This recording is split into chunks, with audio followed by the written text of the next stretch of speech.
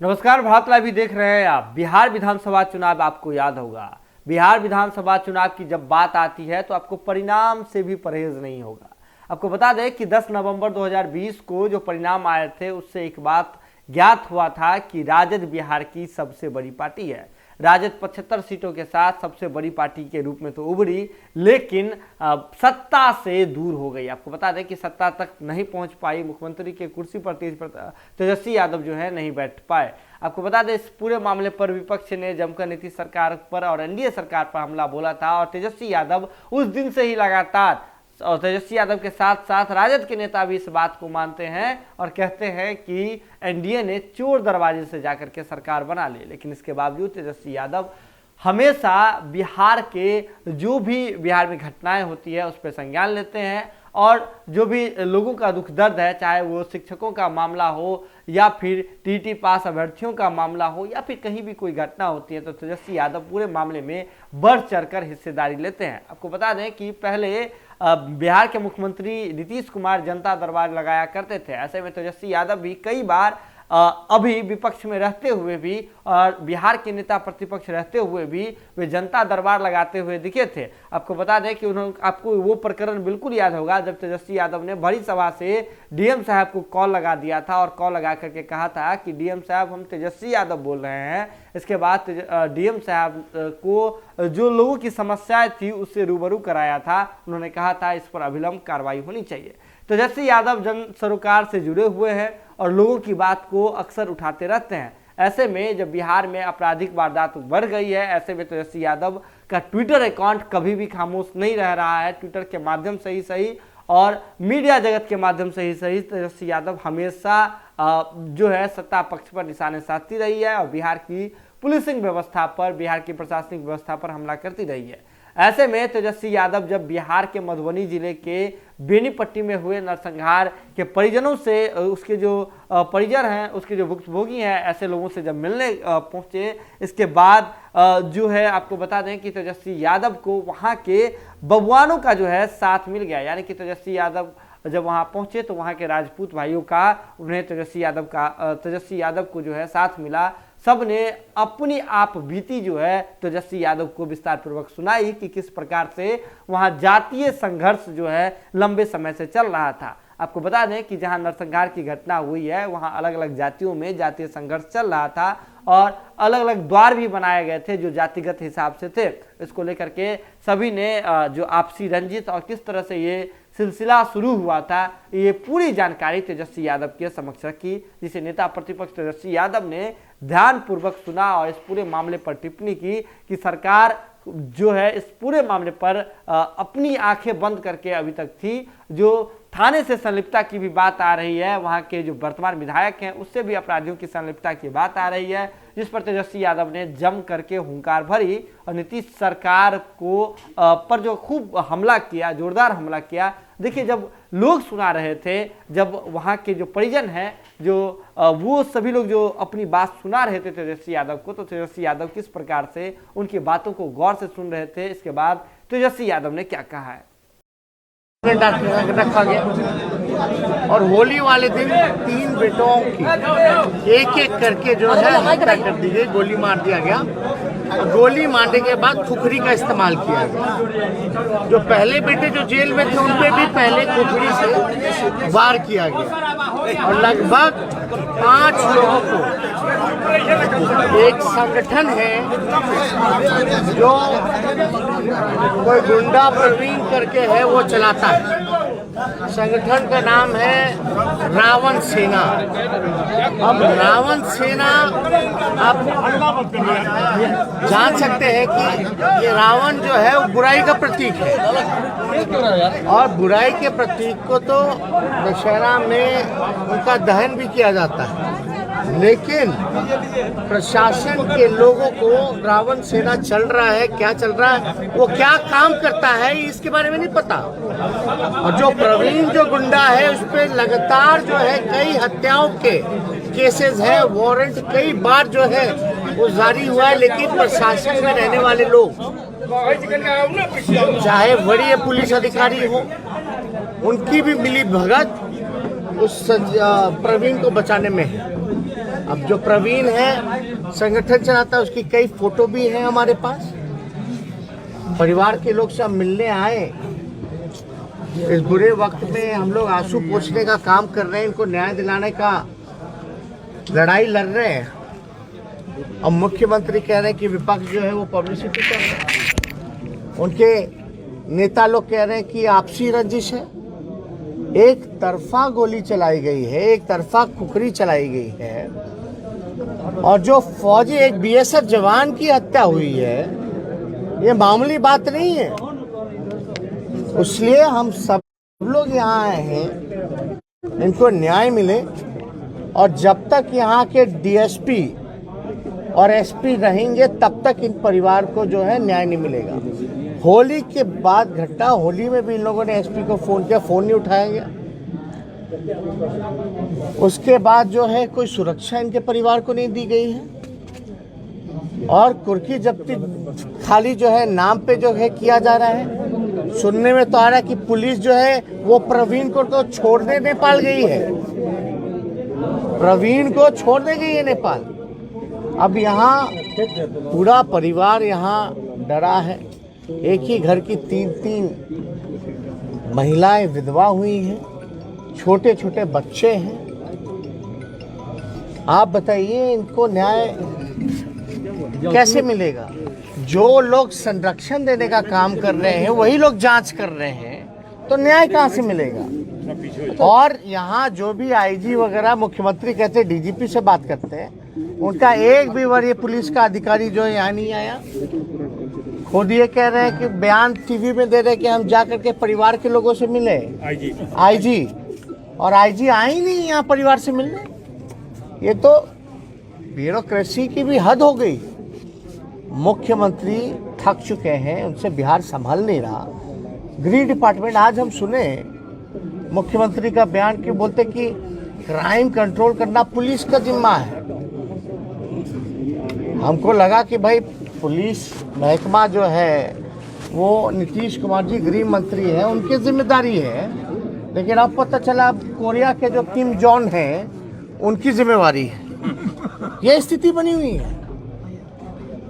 क्या हो रहा है यहाँ? कोई नैतिकता के आधार पे, अरे भाई आप मुख्यमंत्री चोर दरवाजे से बन गए मुख्यमंत्री, तो मुख्यमंत्री वाला काम तो कीजिए।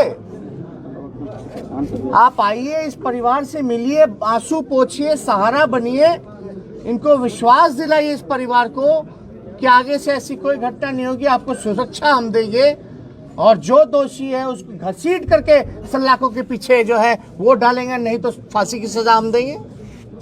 ये मुख्यमंत्री का काम है।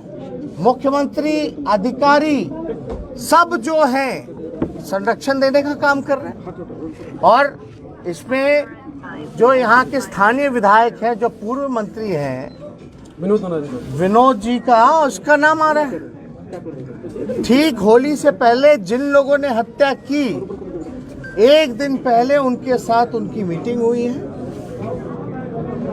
ये हम नहीं कह रहे, हम तो यहाँ आए हैं। यहाँ की जो स्थानीय लोग हैं, यहाँ के जो परिवार, जो लोग हैं जो सदमे में हैं, जो पीड़ित परिवार है, सब लोग कह रहे हैं असलियत क्या है। और मुख्यमंत्री जी को कम से कम आँख खोल करके जो है भीख मांग रहे हैं लोग। इनका अधिकार है कि न्याय मिले, लेकिन भीख मांगना पड़ रहा है। न्याय के लिए हमको एड़ी नाक रगड़ना पड़ रहा है कि हमको न्याय दे दो, न्याय दे दो। क्या प्रशासन है, क्या सुशासन है? ये पूरी तरीके से सुशासन राज नहीं बल्कि राक्षस राज आ गया। जहां रावण सेना जैसे लोगों को संरक्षण दिया जा रहा है, तो आप समझ सकते हैं कि क्या हो रहा है पूरे बिहार में।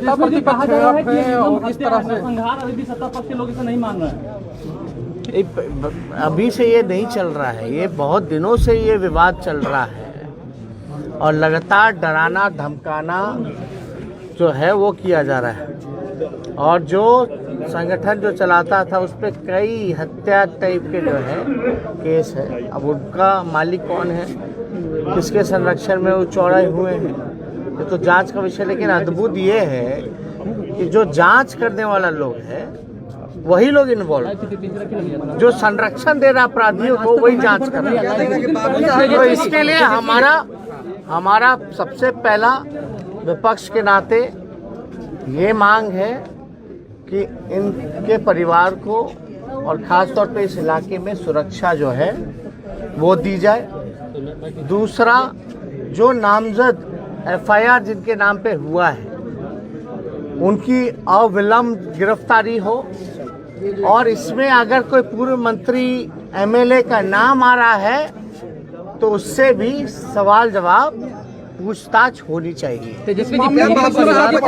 और हम लोगों की मांग रहेगी, क्योंकि ये परिवार एक बीएसएफ के जो जवान हैं उनको मारा गया, 3 बेटे के जो पिता हैं वो खुद आर्मी से रिटायर्ड हैं, बिहार रेजिमेंट में रहे हैं। तो हम लोग चाहेंगे कि इनके परिवार में नौकरी जो है वो राज्य सरकार सरकारी नौकरी प्रदान करने का काम। तेजस्वी, पीड़ित परिवार के लिए राज्यपाल से भी मुलाकात करेंगे न्याय के लिए? देखिए, हम लोगों को जहां भी आवाज़ उठाना होगा, जिस स्तर पे हम लोगों को जाना होगा न्याय दिलाने के लिए, वहां तक हम लोग जाने का काम करेंगे। क्या बाबू साहब लेकिन क्या बाबू साहब बचा रहे हैं क्या आरोपियों को? इसमें जो लोग हैं, अब तो हम बोल रहे हैं एसपी और डीएसपी जब तक रहेगा इनको न्याय नहीं मिलेगा। उनको हटाने की मांग आप कर रहे हैं? अविलंब हटाना चाहिए। जस्टिस कैसे मिलेगा? तो हमारे पास फोटो है क्या? तो आप लोग को हम फोटो भी दिखा देते हैं, हालांकि हम लोग रिलीज भी करवाएंगे इस चीज। तो ये इतना बड़ा अन्याय जो है, लाओ फोटो दे दीजिए। नहीं वो वाला, नहीं डीएसपी वाला। आलोक माइक आगे डालना। ये जो व्यक्ति है ये प्रवीण है, जिसने हत्या की और जो संगठन रावण के नाम से चलाता है। और इनके गुरु कहलाए जाने वाले जो लोग हैं वो विनोद, जो यहाँ के स्थानीय विधायक है, वो है विनोद नारायण झा। अब आप देखिए, यही व्यक्ति जो पुलिस अधिकारी है, डीएसपी जो है उसके साथ फोटो है, ये डीएसपी है और ये प्रवीण है। तो अब कैसे आप कह सकते हैं कि निष्पक्ष जांच जो है वो होगा? एसडीओ भी है इसमें, एसडीओ वगैरह सब है, और लगातार इनके प्रशासन के लोगों से मिली भगत लगातार रहती है। जो रंगदारी वगैरह संगठन से ये लोग कमाते हैं उसमें कुछ पैसा जो है अधिकारियों को भी चंदा ये लोग देने का काम करते हैं। ये करप्शन, घूसखोरी नीतीश जी के राज में मामूली बात है। न्याय कहते हैं कि न्याय के साथ विकास होगा, कहाँ है न्याय नीतीश जी? कहाँ है?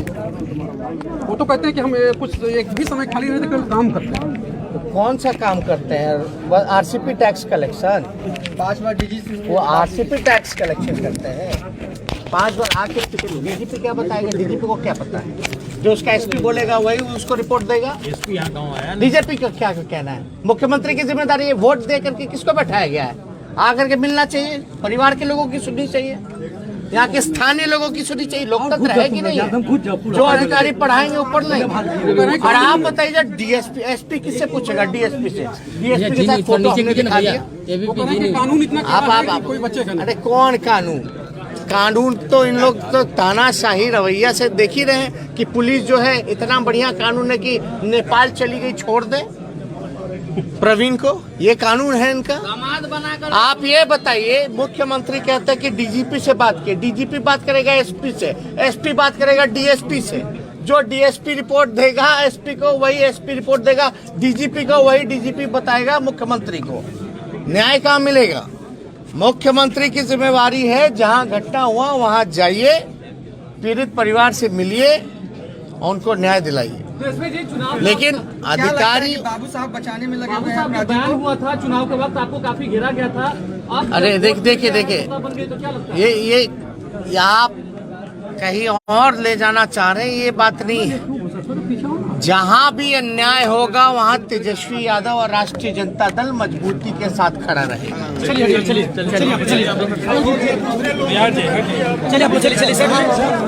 अगर ये वीडियो पसंद आई और वह बिहार के राजनीति और बिहारियत से सरोकार रखेनी तो सब्सक्राइब बटन दबा के चैनल के सब्सक्राइब कर ली।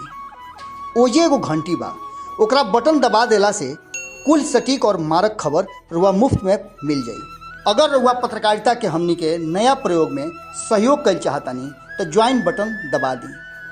पेटीएम नंबर नोट कर ली 9386816700। धन्यवाद।